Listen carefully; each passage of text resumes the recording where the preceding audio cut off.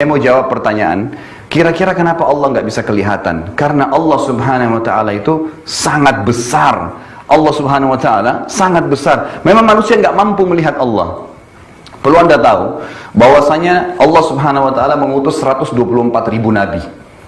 Ini jumlah yang sangat besar. Di antaranya ada 313 rasul.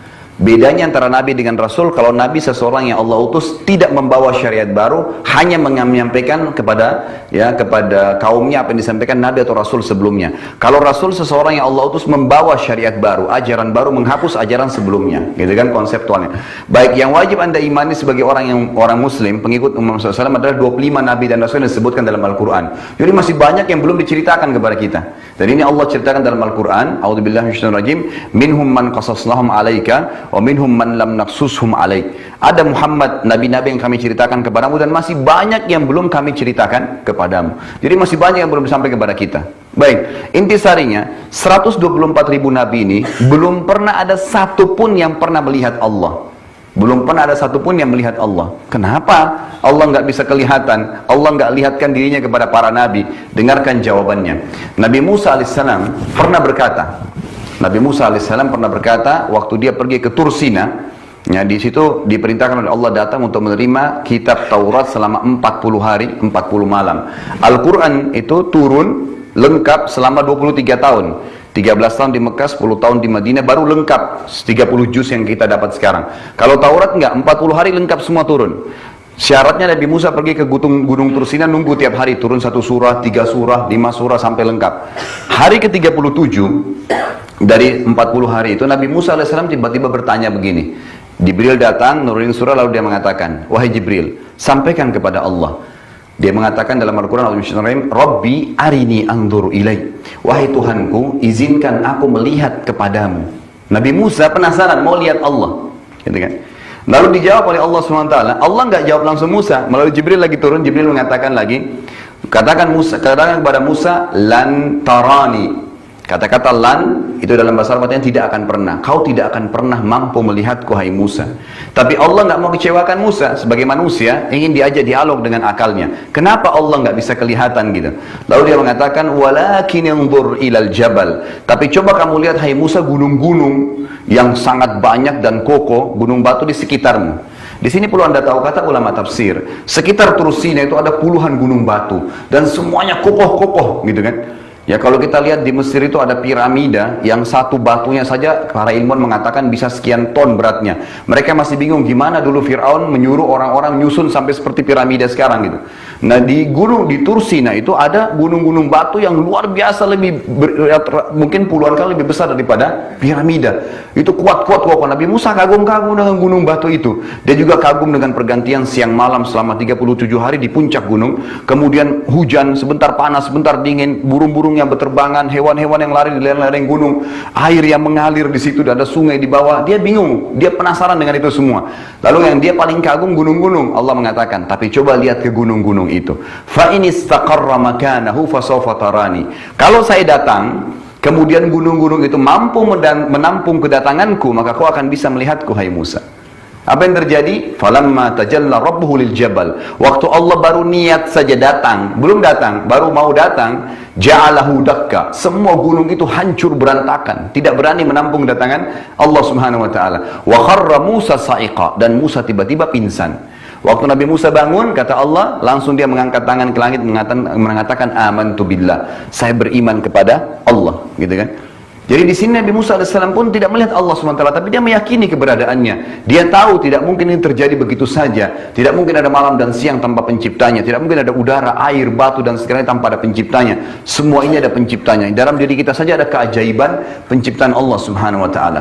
Lalu yang terjadi jemaah sekalian adalah masih pertanyaan kecil, kenapa lagi Allah tidak bisa kelihatan? Nabi Muhammad SAW waktu pulang dari Mi'raj, dari langit, kemudian terima perintah waktu sholat, itu ketemu dengan Aisyah, istrinya, dan berkata, lalu Aisyah berkata, ya Rasulullah, apakah anda melihat Tuhan anda pada saat anda Mi'raj ke langit? Lalu dia berkata apa?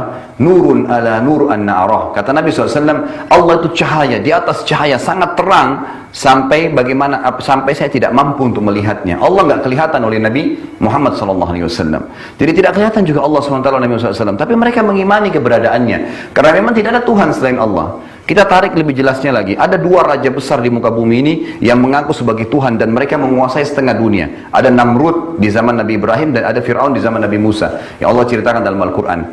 Anda tahu Namrud ini orangnya tinggi besar. Setiap hari itu selalu gulat dengan 10 prajuritnya dan dikalahkan. Sangat kuat. Ya, dan kerajaannya belum pernah dalam sejarah dicatat Namrud dan Fir'aun dikalahkan dalam peperangan. Tidak pernah. Selalu menang. Makanya dia ngaku sebagai Tuhan.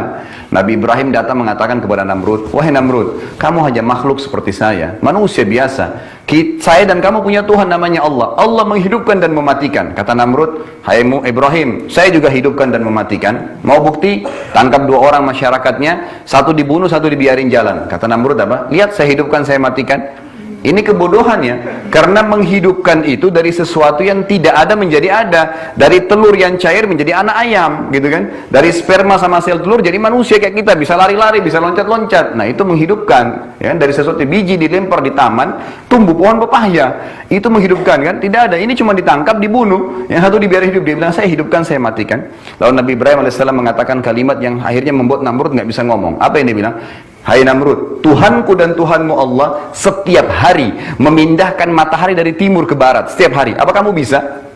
Namrud nggak bisa ngomong. Mau bilang apa? Rambut aja yang tumbuh di kepalanya dia nggak bisa bilang dia yang tumbuhin, gitu kan? Bagaimana caranya dia mau mengatakan pindahin matahari? Nggak mungkin. Ini dalam diri dia saja gitu, dia nggak bisa apa-apa. Lalu Anda tahu apa yang terjadi? Allah hinakan Namrud, mati dengan seekor lalat. Udah tahu belum kisahnya itu? Ya. Seekor lalat yang membunuh Namrud loh, badannya besar. Setelah dia bakar Nabi Ibrahim tidak bisa terbakar, gitu kan? Karena kekuatan akidahnya. Waktu Nabi Ibrahim AS dilempar, jadi waktu dilempar, ya Nabi Ibrahim AS begitu mau tiba di api yang dibakar oleh Namrud, lalu Jibril AS datang. Jibril mengatakan, wahai Ibrahim, apa kau butuh bantuan saya? Kata Nabi Ibrahim AS? Perhatikan, Jibril yang datang ya. Dia mengatakan, wahai Jibril, kalau kepadamu saya nggak butuh, tapi kepada Allah saya butuh. Jibril ditolak bantuannya oleh Nabi Ibrahim AS. Maka Allah jadikan api itu dingin dan keselamatan bagi Ibrahim. Setelah itu Nabi Namrud Allah matikan dengan seekor lalat. Jadi ternyata setelah dia sombong, dia penasaran gimana lagi nih Ibrahim harus dibunuh, dibakar di api nggak mempan. Dia terus pikir untuk membunuh Ibrahim AS. Lalu Allah utus kepadanya seekor lalat saja yang hinggap di hidungnya. Dia usir, pergi, datang lagi. Usir, pergi, datang lagi. 3 hari mati gara-gara itu. Ini kisah nyata loh. Namrud mati gara-gara seekor lalat. Dia mau apain seekor lalat? Mau ditebas pakai pedang? Nggak bisa. Mau pakai prajuritnya ribuan orang? Nggak bisa. Allah hinakan, membunuh dia dengan seekor lalat, gitu. Itu luar biasanya. Fir'aun sombong mengaku sebagai Tuhan, lalu Allah tenggelamkan di lautan. Air yang dia bisa berenang, bisa dia minum, akhirnya tenggelam, nggak bisa buat apa-apa. Mati, Allah kekalkan jasadnya. Seperti itu keadaan mereka, orang-orang yang tidak beriman. Dengan jemaah sekalian, kenapa Allah nggak bisa kelihatan? Kalau Anda pernah dengar riwayat Nabi Muhammad SAW waktu pulang dari Gua Hira, menerima pertama Iqra bismi rabbikal ladzi khalaq, itu selama 40 hari, 40 malam nggak bisa bangun dari ranjang, gemetaran ketakutan. Tahu alasannya kenapa? Dengarkan hadis dalam riwayat Bukhari. Kata Nabi SAW, telah datang kepada saya Jibril dengan poster aslinya sebagai malaikat. Dimanapun saya melihat atau memandangkan pandangan saya ke timur, ke barat, ke utara, ke selatan, di langit, di sana saya temukan badan Jibril memenuhi langit. Dan Jibril dikaruniai oleh Allah 600 ekor sayap, yang kalau satu sayapnya dikebaskan bumi ini maka akan hancur bumi ini. Itu Jibril alaihissalam. Nabi Muhammad SAW gemetar 40 hari karena melihat itu. Ketakutan luar biasa gitu. Itu baru Jibril alaihissalam. Ya, jadi manusia memang kata para ulama, kalau Allah perlihatkan malaikat mungkin bisa mati. Kalau manusia diperlihatkan iblis oleh Allah, mungkin manusia bisa mati melihatnya. Jadi ada hal-hal yang Allah sembunyikan dari pandangan manusia, karena berbahaya kalau mereka melihatnya. Tidak mampu, manusia terbatas. Ya, itu tidak tahu. Kita bahkan tidak tahu oksigen yang akan kita hirup ini yang mana berbakteri, yang mana tidak. Kita nggak pernah tahu itu. Jadi kan jadi manusia sangat terbatas. Jadi jelas sekali konsepnya, bahwasanya kita tidak bisa melihat Allah Subhanahu Wa Taala. Ada alasannya. Lalu kita jawab, kenapa kira-kira ada alasannya tidak bisa kelihatan?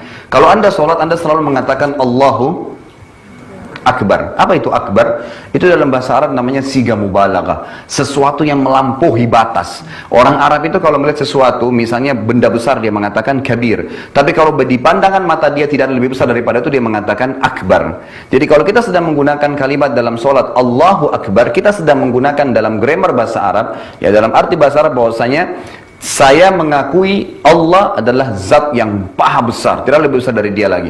Apa alasannya? Baik, dengarkan hadisnya. Kata Nabi SAW, Allah menciptakan 7 lapis langit.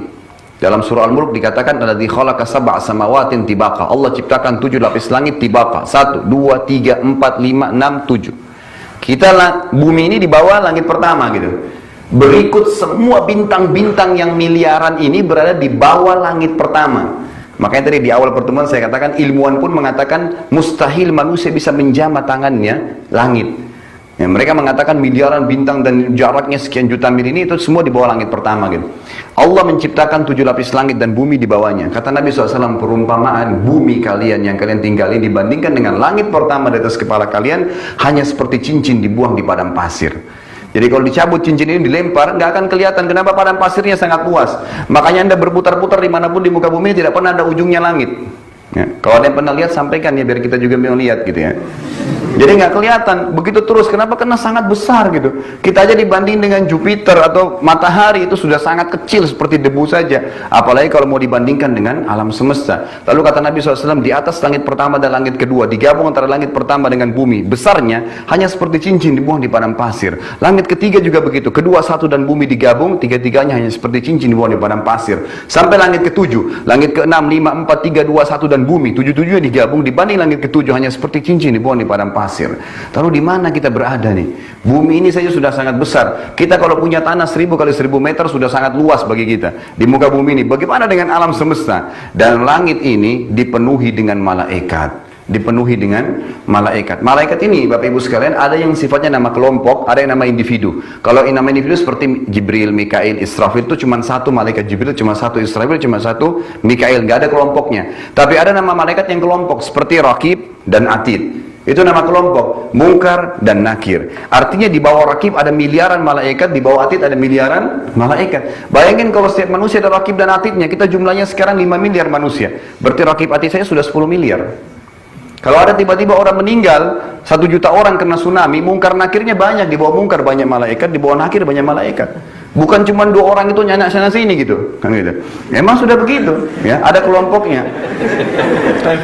Iya. Jadi sekarang ya di langit ini penuh dengan malaikat. Kata Nabi Muhammad SAW, waktu saya sedang mi'raj ke langit, ya, terjadi Isra Mi'raj, waktu saya sedang mi'raj ke langit, saya tidak menemukan 1 jengkal pun tempat di langit atau 4 jari di langit itu kecuali saya temukan malaikat yang sedang sujud atau ruku. Penuh dengan malaikat. Di langit ke-7 kata Nabi SAW ada sebuah rumah namanya Baitul Ma'mur. Di tiap hari ditawafi oleh malaikat 70.000 malaikat pergi, tidak akan pernah kembali selamanya. Besok 70.000, lusa 70.000 sampai hari kiamat. Tidak ada batasnya gitu. Jumlahnya sangat banyak.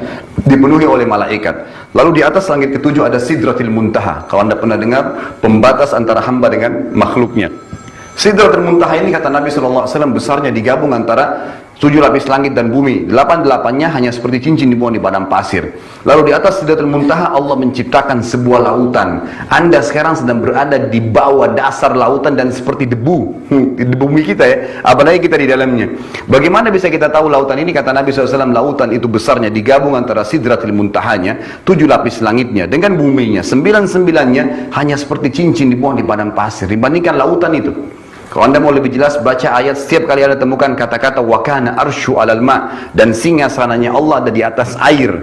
Baca tafsirnya, Anda akan tahu makna kalimat ini.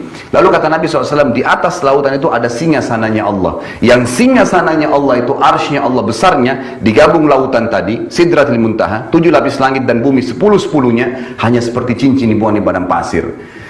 Bagaimana dengan Allah yang ada di atasnya? Makanya kita mengatakan Allahu Akbar. Tidak akan mampu. Kita bahkan tidak mampu menatap matahari karena panasnya, gitu kan? Bagaimana kita bisa melihat Allah yang maha besar, gitu? Memang tidak mampu lihat, gitu. Tidak akan bisa kita melihat Allah Subhanahu Wa Taala. Makanya kalau Anda sering hafal waktu masih kecil untuk ngusir syaitan, kita baca ayat apa? Apa itu ayat kursi? Kursi itu bukan tempat duduk seperti bahasa Indonesia ya. Tapi kursi itu bahasa Arab artinya tempat pijakan kaki raja di singgasananya. Jadi kalau singgasana raja diinjak pijakan untuk naik ke atas, itu namanya kursi.